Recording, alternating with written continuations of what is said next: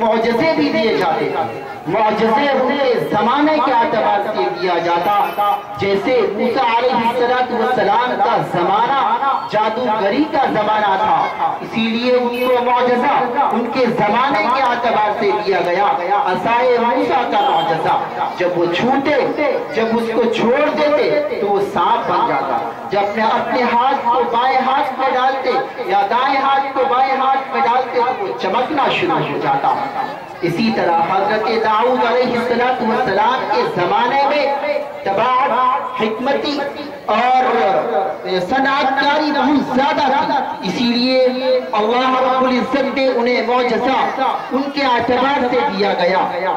یعنی وہ جب لوہے کو پکڑتے تھے تو لوہا موم ہو جایا کرتا تھا۔ حضرت عیسیٰ علیہ السلام کا زمانہ ڈاکٹر کا زمانہ تھا، وہاں پر لوگ ڈاکٹر زیادہ ہوا کرتے تھے، لوگ حکمت پر زیادہ توجہ دیا کرتے تھے، اسی لیے اللہ رب العزت نے انہیں جو معجزہ عطا کیا وہ حکمت والا معجزہ عطا کیا۔ لیکن جب یہ نبی کریم صلی اللہ علیہ وسلم کی بات کریں تو نبی کریم صلی اللہ علیہ وسلم کے زمانے میں شعر و شاعری، فصاحت و بلاغت عروج پر تھی، اسی لیے اللہ رب العزت نے انہیں جو معجزہ عطا کیا وہ معجزہ فصاحت و بلاغت سے مشابہ ایک ایسا معجزہ جو ہمیشہ قائم رہنے والا۔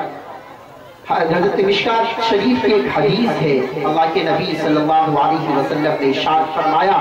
حدیث قدسی ہے کہ اللہ تبارک و تعالی نے انسانوں کی تخلیق سے 1000 سال قبل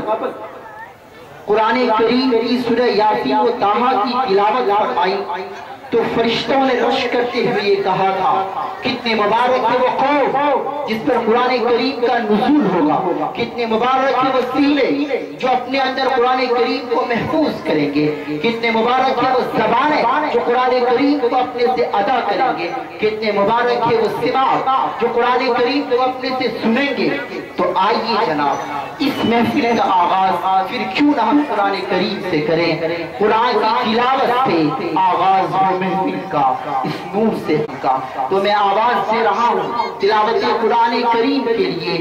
جناب قاری محمد صدیق صاحب، استاد مدرسہ عربیہ اسلامیہ جہان آباد بہار، وہ آئیں اور ہم سامعین کے سامنے قرآن کریم کی تلاوت سے محفل کا مستقل طور پر آغاز کریں۔